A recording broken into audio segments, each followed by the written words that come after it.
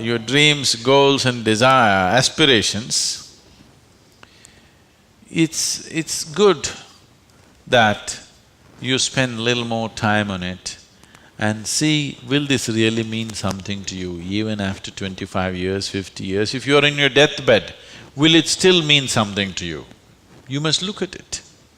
Whatever you're aspiring for, whatever you're dreaming of, whatever goals you have set, will it really mean something? Because most of these goals are traps. They're just traps. You get in, it's only one-way street, you can't turn back. I want you to look at this, because many of them are older than you. You ask them what they dreamed of at 18, they're fortunate it didn't come true.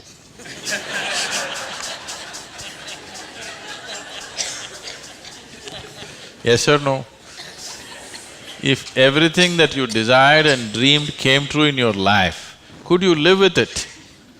Fortunately, many of those things got filtered and never came true, isn't it?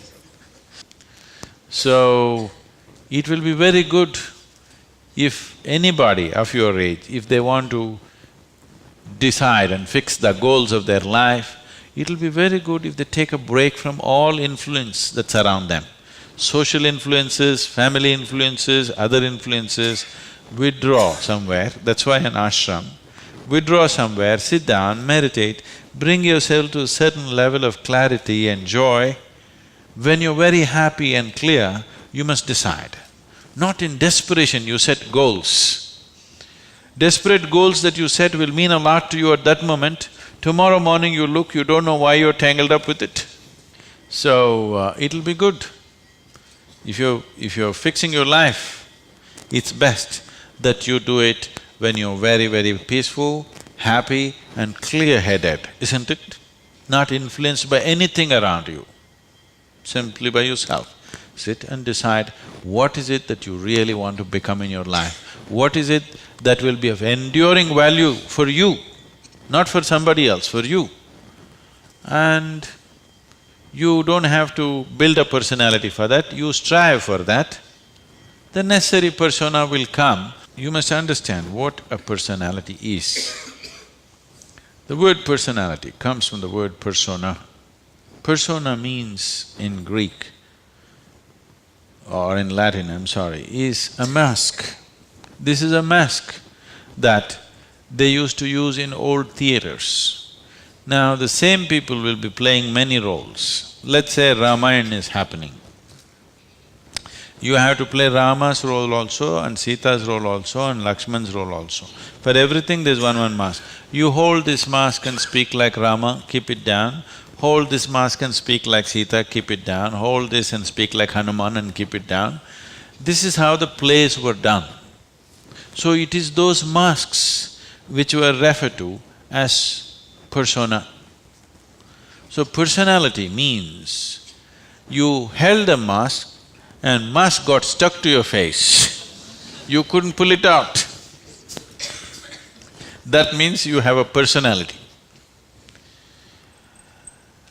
Personality is something that people are trying to develop because they have no sense of being. Instead of the real thing, you're trying to concretize the fake thing. If you are in touch with your being, why do you want a personality? It's not necessary. You can be a different kind of personality in different places. You are actually already. Or are you stuck with one personality? Some people are. People who are simplistic in their head have only one personality. Others have different personalities in different areas of life, isn't it? If you had seen me before like 1999, that is before the consecration of Dhyanalinga, I was a completely different kind of person, okay? To such an extent, everything about me was so different. Well before that things happened that was beyond me, but this was conscious. At that time I was single-minded towards a certain purpose, I was in a certain way. So after… I never thought I will live beyond that. but somehow things happened. Then I thought, okay, now that the work is over, let me change my personality completely. To fulfill that, I had acquired a certain kind of personality.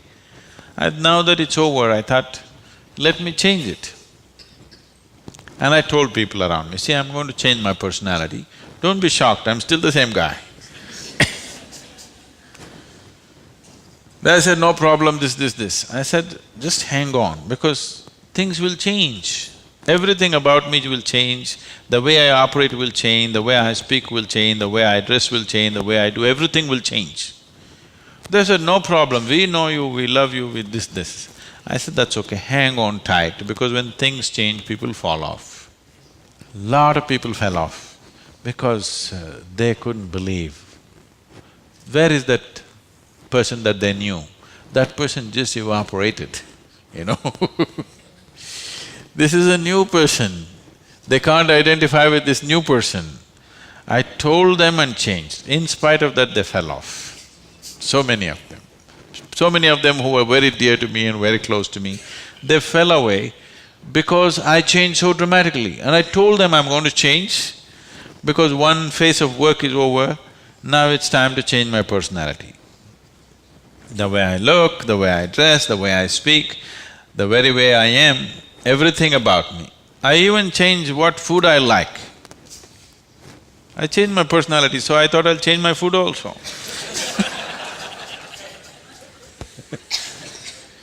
So personality is something that you have taken on, but you have become so unconscious about it that you think it's for real.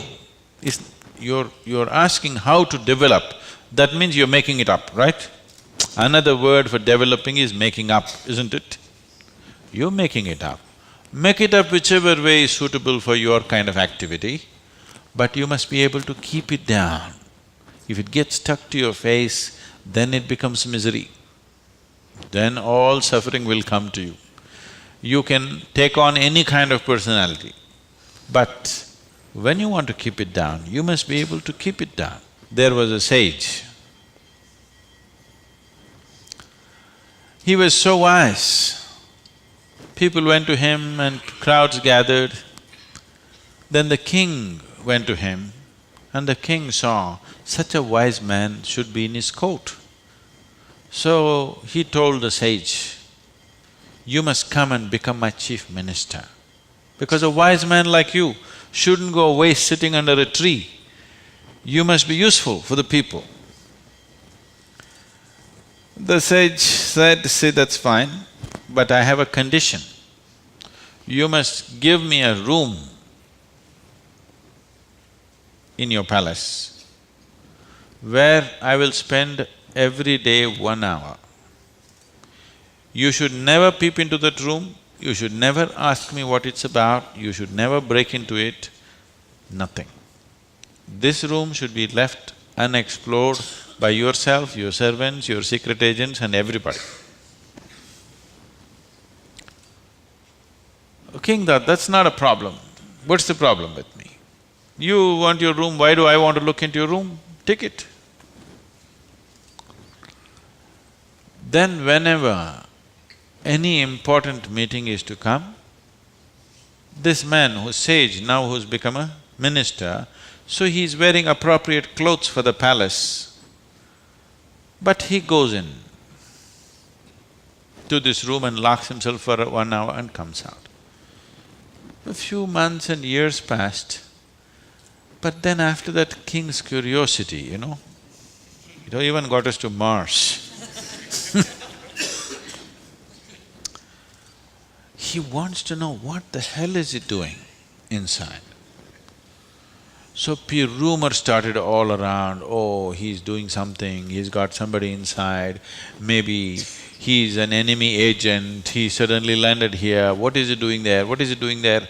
Everybody, the whole palace started buzzing around with what is he doing in this room.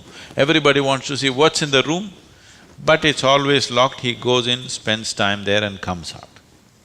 Especially when something important is to be done, he goes in. All kinds of rumors happened. So, One day, king couldn't hold it. King asked this man, "I want to see what's in that room."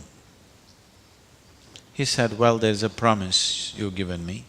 If you break the promise, I will leave." So he contained it. He doesn't want to lose the man. He's too wise. And then his other courtiers started talking, "How can you allow this? We don't know what's happening inside. It could be dangerous, it could be this, it could be that." One day when he was not there, they broke open the door and went inside. They looked around, the room is empty, no furniture, no nothing, just empty room. They looked, nothing. Then what does he do here? Then in one corner they saw very, worn out clothing hanging there and a begging bowl. They went. They couldn't make out what this is. Then he came in. He said, "Well, you wanted to see, you have seen." The king asked, "What do you do here?" He said, "Whenever I want to make any important decision, I come here, wear my worn-out clothes and sit with a begging bowl. Clearly, that I don't want to be caught up with all the things of the palace. I want my wisdom not to be lost in these clothes and in this jewelry and in this stuff. So I come here, wear those clothes, sit with my begging bowl, make the decisions and then come out. Now you've broken the promise," and he left. So, this is what meditation is for you. Every day when you sit, you strip yourself down. You don't have to do anything about it. If you sit there simply, see, anything that's made up needs constant support from you, isn't it? See, suppose you tell a lie. It needs constant support to keep it up, isn't it? But if something is true, you can even forget it, but it's still there, isn't it? You understand what I'm saying? If something is true, even if you forget it, it's still there, no problem. But if it's a lie, you have to keep it up. Your personality is a lie. Your being, your existence is the truth. You don't have to keep this up, this will be anywhere there. What you make up for the sake of the society, to function in the society, you need a certain kind of makeup. You must be able to keep it down. If you're going to bed fully made up, then something wrong with you.